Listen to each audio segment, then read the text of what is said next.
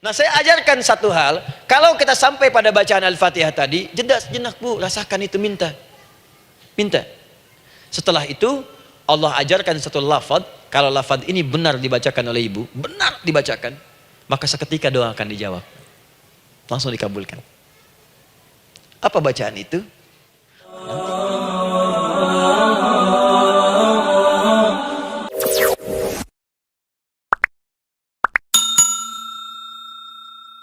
Di dalam konteks pengabulan doa, kata Allah, ketika saya akan kabulkan. Kalau kamu punya masalah, kamu berdoa, saya akan kabulkan. Nah, kalimat Allah saya akan kabulkan ini bentuknya menggunakan mudhari. Ada hamzah di depannya, ujib. Artinya apa? Kalau ibu sekarang berdoa, saya akan kabulkan, kata Allah. Terus kamu berdoa, saya akan jawab. Nanti pun punya masalah di masa depan, kamu berdoa, saya jawab juga. Jadi artinya tidak ada doa yang sia-sia. Semua doa, ingat, sepanjang kita butuhkan, pasti Allah berikan. Doa ingin dijawab oleh Allah, maka kata Allah, kamu pun harus menjawab setiap seruanku. Jawab seruan Allah.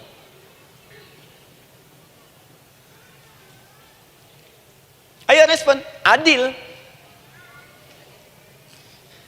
Maunya dapat gaji aja, kerja nggak mau. Ya? Apa ibu pikir duduk manis, santai di ruangan tengah, tiap bulan suami datang berikan uang belanja? Belum tentu. Kalau sikap tidak bagus, ya interaksi tidak mulia, maka belum tentu itu didapatkan. Maka syarat pertama, kata Allah, kalau doamu ingin cepat aku jawab, maka setiap aku seru, cepatlah engkau kemudian kerjakan dan jawab itu. Jadi ternyata seruan Allah itu terkait berkelindan dengan pengabulan doa. Jadi ketika ibu diseru oleh Allah, diminta, diperintahkan sesuatu oleh Allah, sebetulnya itu kunci untuk mendapatkan jawaban doa kita, Bu. Dipanggil kita, ayo cepat datang ke sini, mau minta apa? Minta, saya kasih. Apa di antara kunci doa itu, Ustaz? Yuk kita lihat. Adalah jawaban dari seruan Allah. Apa di antara seruan Allah itu? Saya beri contoh satu misalnya. Allah perintahkan kita untuk sholat. Bahkan diseru, diingatkan 5 kali dalam sehari. Sholat. Bukankah kita diseru, Bu? Dipanggil 5 kali sehari untuk sholat? Allahu Akbar, Allahu Akbar. Ya? Diingatkan kan? Ayo, ingat Allah, ingat Allah, ingat Allah, ingat Allah. Allah Maha Agung, Maha Besar semuanya, dan seterusnya. Perhatikan baik-baik. Apa tujuan Allah menyuruh kita dalam sholat? Ternyata bukan ingin memberikan beban ruku dan sujud. Bukan sujudnya yang penting. Karena semua makhluk tidak sujud pun tidak akan menurunkan status Allah sebagai Tuhan. Allah tetap Allah, gak ada ruginya. Yang rugi kita. Ternyata ketika disuruh sujud, disuruh ruku itu, ternyata yang ditunggu itu bukan ruku sujudnya. Allah nunggu, punya masalah apa? Mau minta apa?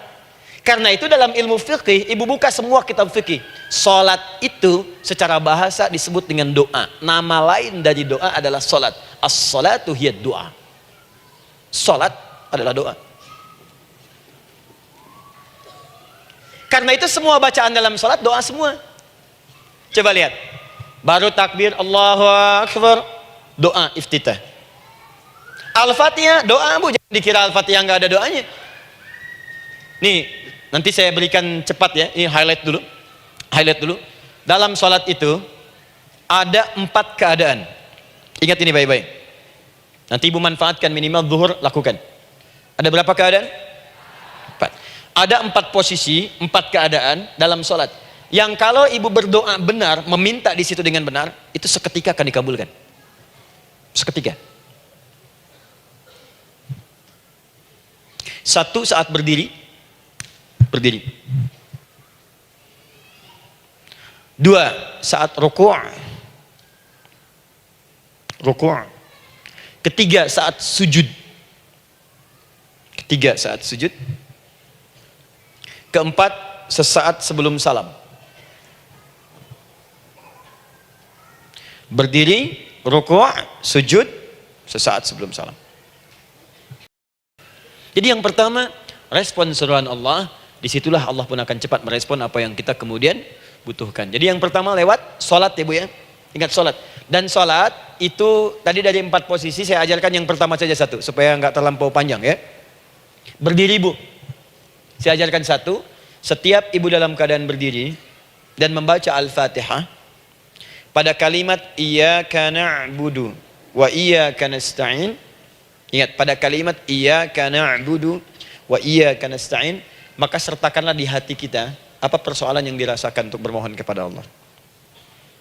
Saya ajarkan cepat, kalau ibu mau belajar lebih detail, ikuti kajian kami di fikih salat, sifat salat Nabi sallallahu alaihi wasallam. Nanti saya terangkan semua dalilnya, insyaallah sepanjang yang saya ketahui. Baik, dasarnya ini, dasarnya Quran surah ketiga ayat 38 sampai 39. Dan dikuatkan nanti di hadis qudsi. Ibu kenal Nabi Zakaria? Ya kenal ya. Ya selamat lah Bu. Alhamdulillah. Episode ke-15 kenal Nabi Zakaria, luar biasa. Alhamdulillah. Nabi Zakaria punya persoalan, sudah berumah tangga, belum ada keturunan, fisiknya sudah letih, rambutnya sudah memutih, dan mohon maaf istrinya divonis menopause dan mandul secara medis klinis. Apa yang beliau kerjakan? Sholat. Dalam sholatnya bermohon kepada Allah. Perhatikan permohonannya. Qala rabbi habli min ladunka dzurriyyatan thayyibah. Ya hunalika da'a Zakaria rabbah qala rabbi habli min ladunka dzurriyyatan thayyibah innaka sami'ud du'a. Ya Allah, aku bermohon kepadamu, anugerahkan aku keturunan.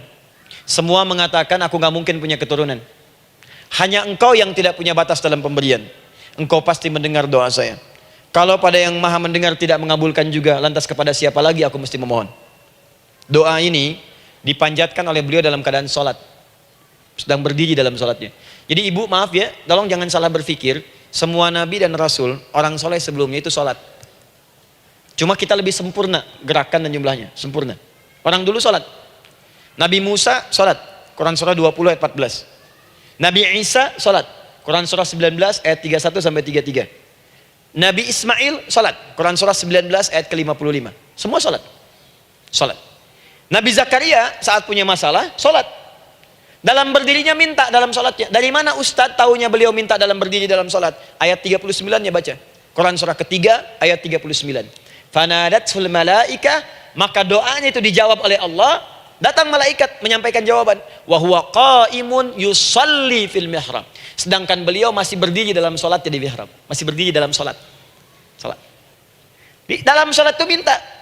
Makanya semua bacaan sholat itu permintaan isinya. Dan dikabulkan oleh Allah. Anallaha yubashshiruka bi Yahya. Allah kasih kabar gembira, engkau akan punya anak, langsung namanya dari Allah Yahya. Artinya hidup. Yang mustahil menurut manusia, lahir dari rahim seorang perempuan yang divonis menopause dan mandul menurut medis, kata Allah tidak ada yang mustahil bagiku, lahir dan hidup dia, Yahya. Kapan terjadinya? Sedang sholat. Kapan saat sholatnya? Berdiri. Nah yang paling menarik Bu, umatnya Nabi Muhammad SAW ditunggu oleh Allah 5 kali dalam sehari, dan dimintakan sebelum sholat untuk menyiapkan permohonannya. Maka turunlah Quran surah kedua ayat ke-45. Ibu lihat ayatnya. Wasta'inu bis-sabri was-shalah. Bahkan ditegaskan lagi di Quran surah kedua ayat 153, paling kanan sebelah bawah. Ya ayyuhalladzina amanu ista'inu bis-sabri was-shalah. Yang pertama enggak pakai panggilan iman. Wasta'inu, kata Allah, hei, kalau kamu punya masalah, jangan mengeluh, jangan berkeluh kesah, jangan terlampau banyak gelisah, cepat siapkan dirimu untuk menunaikan sholat. Siapkan permohonanmu, minta kepada aku lewat sholat.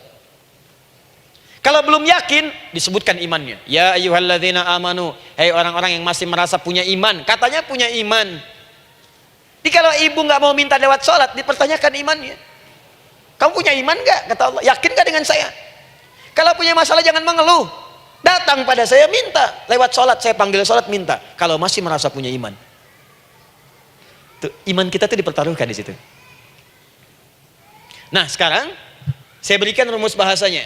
Allah memanggil kita dengan bentuk jama, perintah jama. Wasta'inu, wasta'inu. Itu bentuk perintah. Wasta'inu, bentuk perintah.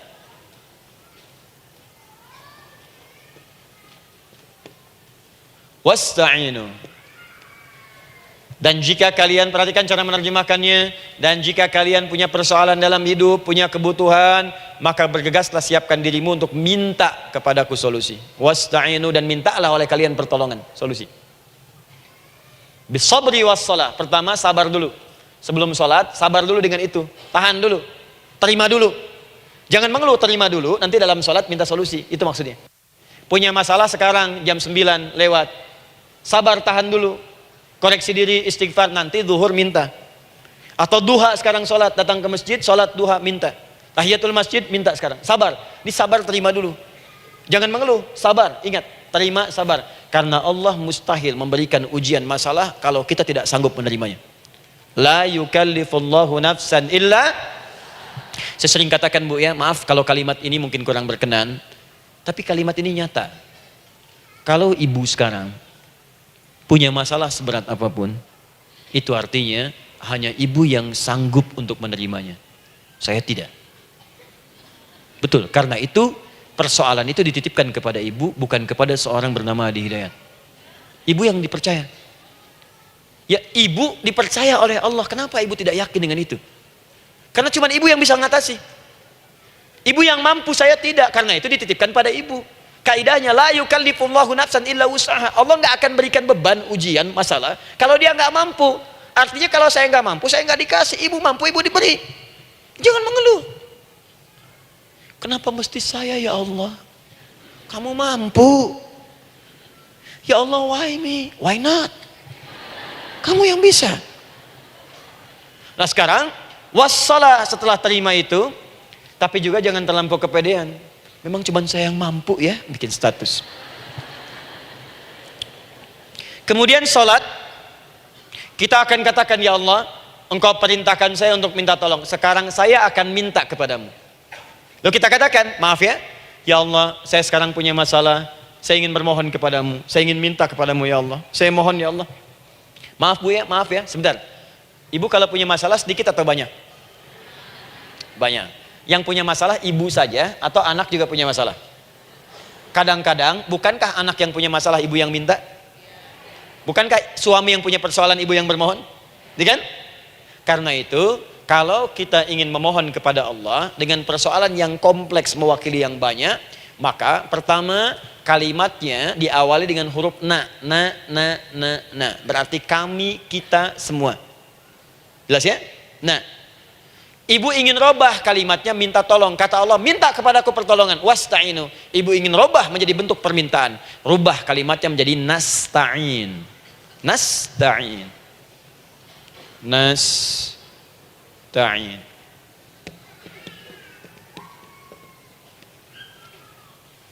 Wasta'inu nasta'in. Minta kepada siapa tadi? Allah. Boleh minta kepada selain Allah? Tidak. Hanya kepada Allah saja? Hanya kepada Allah saja. Hanya kepadamu ya Allah, tidak kepada yang lain. Maka kalimatnya menjadi iyyaka. Iyyaka. Hanya kepadamu saja ya Allah. Engkau berjanji kalau ada masalah minta aku berikan. Sekarang hanya kepadamu saja ya Allah aku bermohon. Maka kalimatnya namanya iyyaka nasta'in. Sekarang saya tanya kepada ibu, apakah dalam sholat ibu membaca kalimat iyyaka nasta'in? Tuh. Saya mau tanya, ibu bacanya saat ruku atau saat sujud? Berdiri. Gak ada orang ruku baca kalimat ini. Allahu Akbar, iyyaka na'budu wa iyyaka nasta'in. Berdiri. Iyyaka na'budu wa iyyaka. Nah, sekarang saya bacakan hadis qudsinya. Tersambung dari Nabi sallallahu alaihi wasallam. Qala Rasulullah sallallahu alaihi wasallam, qala Allah azza wa jalla. Allah langsung yang berfirman lewat hadis qudsi. Perhatikan bahasanya. Qasamtu shalah baini wa baina abdi. Saya bagi dalam salat itu dua bagian, antara hak aku dan hak hambaku. Wali abdi ma sa'ala. Dan jika benar hambaku menunaikan kewajibannya dengan baik, menjaga hak-hak aku, maka pada saat itu apapun yang dia minta dalam salat aku akan berikan. Apapun. Kapan itu terjadi? Perhatikan kalimatnya. Idza qala al-'abdu, kalau hamba mulai membaca dalam salatnya, alhamdulillahi rabbil alamin, Alhamdulillah Rabbil Alamin. Qala Allah Azza wa Jalla, seketika Allah menjawab, hamadani abdi, hambaku sedang memujiku. Ibu ingat baik-baik Bu ya, ingat baik-baik. Setiap ibu baca Al-Fatihah dalam sholat itu Allah memperhatikan dan menjawab bacaan ibu. Tadi masih ingat ketika saya katakan wa idza sa'alaka ibadi anni fa inni qarib, Allah itu dekat. Ya. Wa idza qala al-'abdu ar-rahmanir rahim, kalau hamba melanjutkan ar-rahmanir rahim, qala Allah Azza wa Jalla, Allah langsung menjawab athna alayya 'abdi, hambaku sedang menyanjungku. Wa idza qala al-'abdu maliki yaumiddin, ketika hamba berkata maliki yaumiddin, qala Allah Azza wa Jalla, Allah menjawab majjadani 'abdi, hambaku sedang mengagungkanku. Sekarang perhatikan kalimat ini. Wa idza qala al-'abdu, jika seorang hamba berkata iyyaka na'budu wa iyyaka nasta'in, ya Allah, sekarang hamba salat ibadah atas perintahmu, dan hamba minta ya Allah, hamba punya masalah, hamba punya persoalan, dan kau janjikan minta dalam salat. Qala Allah Azza wa Jalla, Allah jawab, hadza baini wa baina abdi, inilah perjanjian aku dengan hambaku. Wali abdi, kalau hambaku benar salatnya sampai bacaan ini, masalah apapun yang dia minta sekarang aku akan kabulkan. Dalam berdiri. Cuman sayang, kadang-kadang dalam keadaan ini banyak yang tidak minta. Maka caranya saya sampaikan yang pertama, kalau ibu sudah sampai ke bacaan ini, iyyaka na'budu wa iyyaka nasta'in, sertakanlah dalam hati ibu. Gak usah dilafadzkan. Sertakan ibu punya masalah apa. Atau secara umum minta solusi. Minta. Nabi itu kalau sholat, Nabi SAW kalau sholat, itu kalau baca ayat-ayat Quran, itu seringkali berhenti Bu. Sering berhenti. Kalau dalam ayat doa, beliau berhenti, mohonkan dengan baik. Kalau ayat-ayat surga, minta supaya umatnya ke surga. Ayat-ayat neraka, mohon supaya umatnya dibebaskan dari neraka. Minta. Kesaksiannya banyak. Hudzaifah al-Yamani pernah sholat di belakang Nabi, begitu. Abdullah bin Mas'ud radhiyallahu ta'ala anhu sholat di belakang Nabi, begitu. Ubay bin Ka'ab radhiyallahu ta'ala anhu salat di belakang Nabi, begitu. Di kesaksian mereka sama semua. Makanya seringkali itu nggak sadar, enak salat dengan Nabi itu. Nyaman. Kalau baca ayat surga seakan-akan pengen cepat ke surga. Kalau baca ayat doa berdoa, jadi nggak sadar. Rakaat pertama 100 ayat aja Al-Baqarah. Ya, kadang-kadang lewat ke Ali Imran. Pernah rekornya 5 juz 4 halaman, An-Nisa ayat 176 baru berhenti. Ya walaupun besoknya nggak pada ikutan lagi. Ya. Karena merasa ini kapan rukunya gitu, sekarang atau nanti, sekarang atau nanti. Tapi enak. Nah saya ajarkan satu hal, kalau kita sampai pada bacaan Al-Fatihah tadi, jeda sejenak Bu, rasakan itu, minta. Minta. Setelah itu Allah ajarkan satu lafaz, kalau lafaz ini benar dibacakan oleh ibu, benar dibacakan, maka seketika doa akan dijawab. Langsung dikabulkan. Apa bacaan itu? Nanti dalam pelajaran selanjutnya kita akan bahas ya, insya Allah. Masih ada waktu? Oh ya, kalau masih kita bahas ya. Masih. Ada sesi mau jawab pertanyaan dulu, diskusi dulu, atau saya teruskan sebentar? Teruskan ya. Baik, kalau kita sampai jam 10, saya jeda sampai ke 9.45. Jadi 15 menitnya kita bisa diskusi ya. Baik. Apa lafaz yang kita bisa mohonkan? Teruskan ayatnya. Ihdinas siratal mustaqim. Ihdinas siratal mustaqim. Ihdinas siratal mustaqim. Ini Bu, nanti Ibu lihat dalam kajian tafsir yang kami sampaikan, juga dalam kajian fikih salat saya bahas dengan detail. Di sini singkat saja, singkat padat. Ihdina itu, ya Allah berikan kami hidayah, berikan kami jalan, berikan kami petunjuk, tunjukkan kami jalan yang lurus. Kalimat ihdina asalnya dari kata hidayah. Hidayah, jamaknya hudan. Ihdina, berikan kami hidayah, berikan kami hudan. Kalau tunjukkan kami jalan yang lurus, itu terjemahan Bu. Terjemahan. Kalau ibu ingin makna tafsir per huruf, per kalimat, bahkan per harokat, itu semua ada maknanya. Karena semua kalimat Quran itu mukjizat. Ihdina dari kata hidayah, hudan, berikan kami hidayah. Hidayah dalam bahasa Arab itu banyak maknanya. Bisa solusi dari semua persoalan. Bisa jalan menuju kemudahan. Bisa kesuksesan. Bisa petunjuk, banyak. Kalau dikumpulkan namanya hudan. Hudan. Makanya Al-Quran disebut hudan, karena di Quran ada semua. Solusi ada, petunjuk ada, kemudahan ada. Dzalikal kitabu la raiba fi hudal. Al-Quran hudan. Syahrul Ramadan alladzi unzila fihi al-Quran hudan linnas. Isi Quran semua hudan. Di situ ada solusi. di situ ada petunjuk, di situ ada kemudahan. Kalau kita ingin minta semua itu, kalimatnya dikatakan fi'il amr lit talab, permohonan dalam bentuk kalimat permintaan. Ihdina, berikan kepada kami hudan. Kalau sudah mengatakan ihdina artinya minta solusi, minta kemudahan, minta petunjuk. Jadi ketika ibu mengucapkan kalimat ihdinas siratal mustaqim, itu artinya ya Allah, berikan kepada kami solusi dari masalah yang sedang saya hadapi. Berikan petunjuk dari persoalan yang sedang saya jalani. Berikan kemudahan ya Allah dari kesulitan yang tengah saya hadapi. As-siratal mustaqim, yang lurus, yang gampang. Karena jalan yang gampang itu lurus, gak berkelok, Bu. Langsung ke tujuan. Saya mau ke sini jalannya belok-belok, gak langsung, kan gak enak. Ibu mau ke satu undangan, jalannya belok sini, belok sini, belok sini, belok sini. Kelokan 9, kelokan 7, kelokan 8. Ya. Kan rasanya berliku. Ibu ingin mendapatkan solusi, tapi dilempar-lempar. Ke sini dulu, berkelok. Sini dulu, sini dulu, sini dulu. Kenapa nggak ibu lurus dapatkan langsung? Dalam bahasa Arab, apalagi kalimat yang fasih, mendapatkan sesuatu dengan gampang, dengan mudah. As-siratal mustaqim, lurus ke tujuan, cepat, mudah. Apalagi ke surga nanti, tunjukkan kami jalan yang lurus, yang benar. Hak dari Allah dan mudah didapatkan. Itu maksudnya. Ini bukan sekedar tunjukkan jalan yang lurus, solusi yang mudah, yang gampang, yang cepat. Paham di sini ya? Seperti orang-orang dulu mendapatkannya. Siratal ladzina an'amta 'alaihim. Seperti orang dulu mendapatkan semua kenikmatan ketika mereka bermohon kepadamu ya Allah. Siapa mereka? Ada 4 golongan disebutkan di Quran surah keempat ayat 69. Ada para nabi, orang-orang jujur siddiqin, para syuhada dan orang-orang soleh. Ya, wa may yuti'illaha wa rasul fa ulaika ma'al ladzina an'ama Allahu 'alaihim minan nabiyyina was-siddiqina wasyuhada was-shalihin.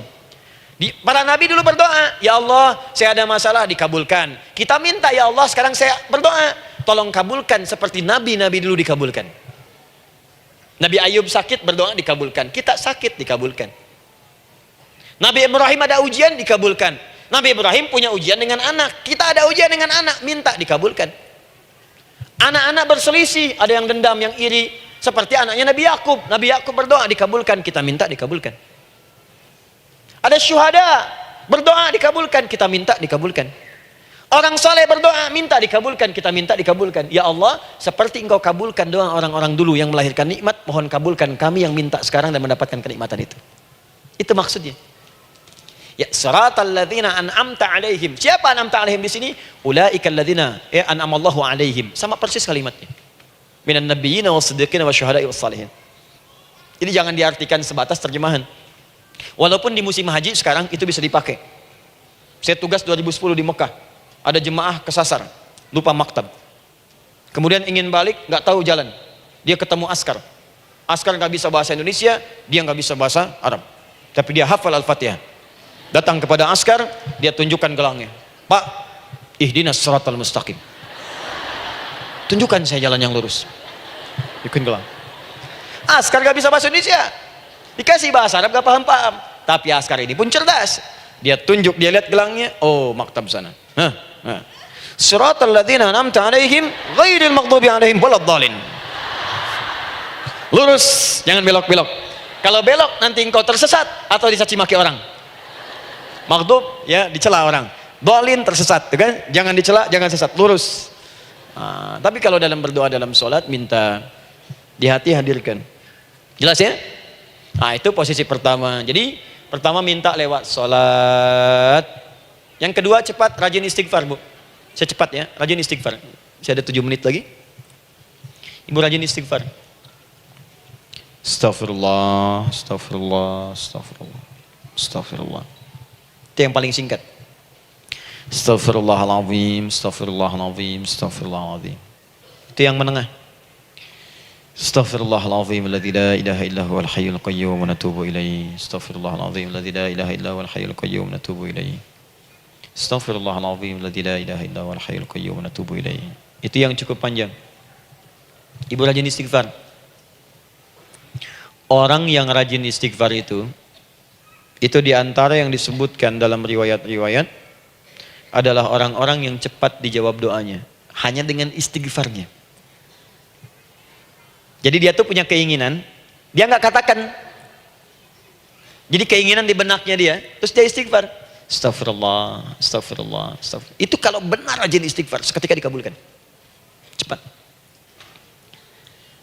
Ada seorang yang hidup, ini tukang roti, di zaman Imam Ahmad bin Hanbal.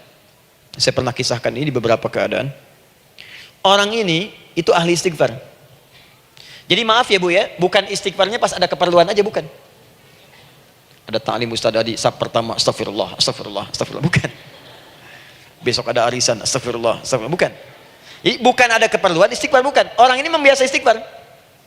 Jadi setiap mengerjakan apapun dia istighfar. Mau minum, bismillah, astagfirullah, astagfirullah. Dia setiap buka adonan, astagfirullah, astagfirullah. Nah, satu ketika Imam Ahmad itu nggak tahu kenapa pengen datang ke daerah itu. Ya kalau misalnya ibu tinggal di Cicahem, misalnya kan Imam Ahmad tiba-tiba pengen ke Cicahem aja. Terus karena lelah, mampir ke masjid. Istirahat di dalam masjid. Tiba-tiba kata penjaga masjidnya, DKM-nya, marbotnya, ya Syekh, idhab, pergi, nggak boleh tiduran di sini. Kata Imam Ahmad, saya kan cuma numpang istirahat, nggak boleh keluar. Dan dia nggak tahu kalau itu imam besar. Dan Imam Ahmad itu sudah populer Bu, sangat famous, familiar. Cuman orang kan nggak pernah lihat wajahnya. Dulu kan nggak ada Facebook, nggak ada Instagram, nggak ada handphone, nggak ada apa-apa. Jadi kalau orang terima Ahmad, ya Ahmad aja kemana-mana. Oh, ada Imam Ahmad, Imam Ahmad, Imam besar, Imam Syafi'i, Imam besar. Tapi nggak pernah lihat. Sekarang kan udah kelihatan. Ya, udah kelihatan. Sekarang banyak. Makanya orang dulu tuh senang begitu tahu, dikasih tahu Nabi aja ke Madinah Bu, nggak ada yang tahu kalau itu Nabi Muhammad kalau belum pernah lihat. Karena beliau di bawah, Abu Bakar di atas. Abu Bakar kan naik kan, untanya Nabi. Nabi Muhammad pas di bawah gantian tuh di jalan. Orang mengira yang di atas unta Nabi Muhammad. Padahal Nabi Muhammad yang jalan kaki, nggak kelihatan.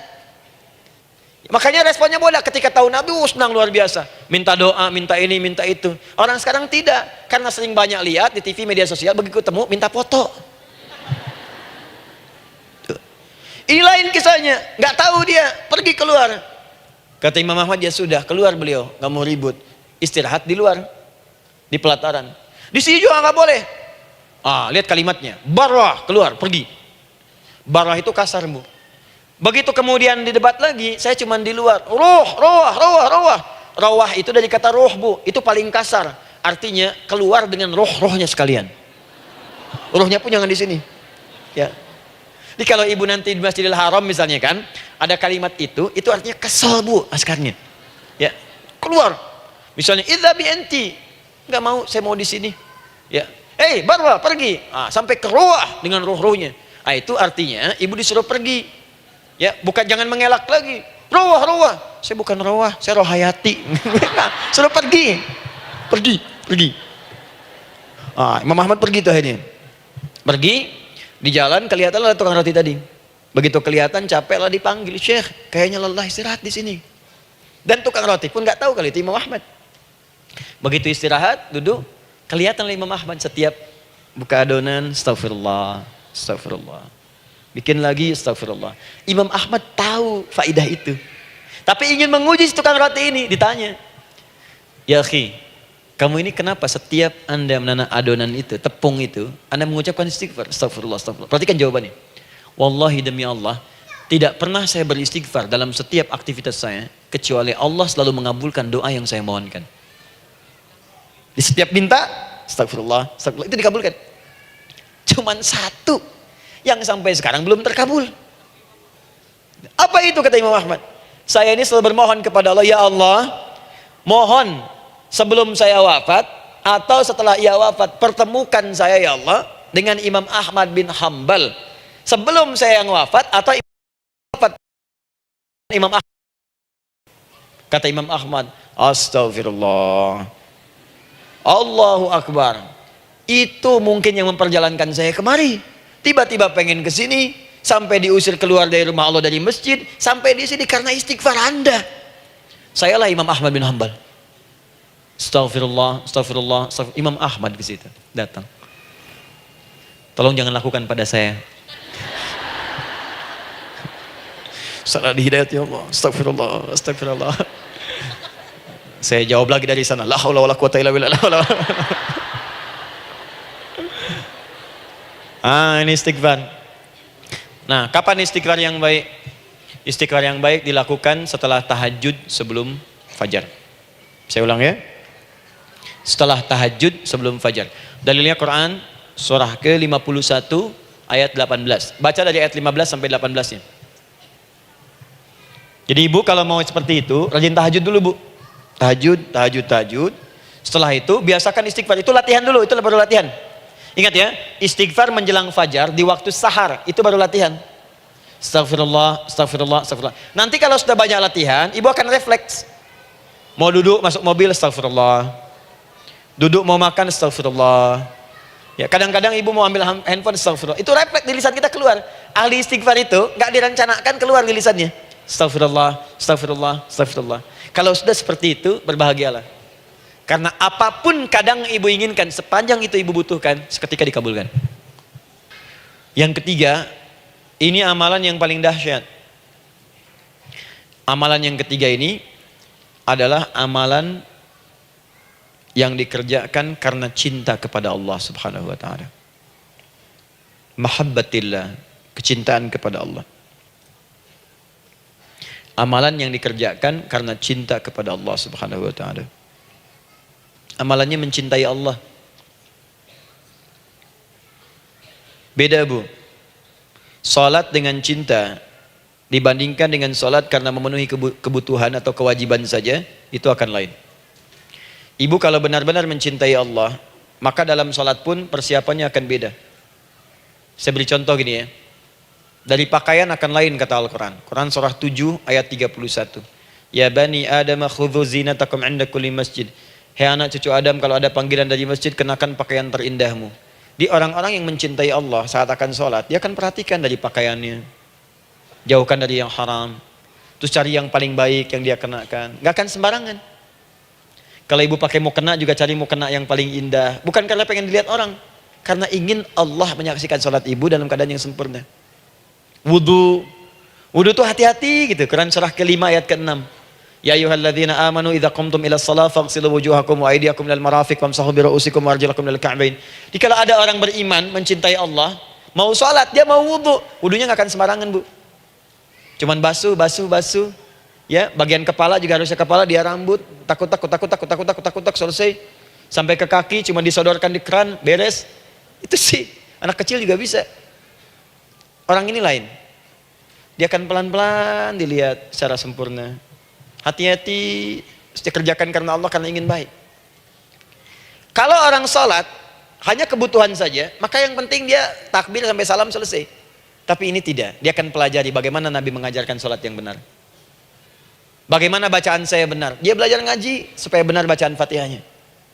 Dia belajar dengan baik supaya khusyuk di dalam sholatnya. Dia pahami satu-satu. Apa artinya Allahu Akbar, apa artinya Subhana Rabbiyal Azim, apa artinya Subhana Rabbiyal A'la, apa artinya Sami Allahu liman hamidah. Dipahami. Di begitu dia sholat baru takbir sudah paham isinya. Jika ada orang seperti ini, dia mengerjakan apa yang Allah perintahkan karena cinta dengan Allah. Dia berzakat karena ingin mencintai Allah. Dia berinfak karena cinta dengan Allah, bukan karena uangnya. Pokoknya kalau orang cinta itu, Bu, setiap pecinta dia akan memberikan apapun pada yang dicintai. Walaupun tadi minta. Dan pecinta itu sifatnya, kalau yang dicintainya senang sesuatu, akan otomatis ikut senang. Ibu misalnya senang ya dengan pasangan sebelum menikah. Pasangan senang kucing, ibu akan terpaksa senang kucing. Ibu cinta dengan anak, semua akan diikuti apa yang diinginkan. Seperti itu, cinta itu butuh pembuktian. Karena itu sering saya katakan pada akhwat ya yang belum menikah, yang masih muda-muda belum menikah, cinta itu butuh pembuktian. Jadi jangan percaya kalau ada orang yang bicara di lisannya nggak ada buktinya. Aku akan seperti Dilan membawamu dalam motorku. Katakan padanya, aku tak butuh dengan rayuan kata-katamu. Itu hanya angin surga. Yang kubutuhkan, tuliskan namaku di buku nikah kita. Wah, catat. Itu caranya. Man dalla ala khairin, siapa yang menunjukkan pada kebaikan, tunjukkan saja. Falahu ajruhu misla ajri fa'ilihi, dia akan dapat pahala yang sama dengan yang mengerjakannya. Min ghairi an yanqusa min ajri syai', tanpa dikurangi sedikit pun ya. Jadi kalau ibu misalnya tunjukkan kawan nih, dibuat di status, itu begitu dilihat oleh orang lain, ibu dapat pahalanya.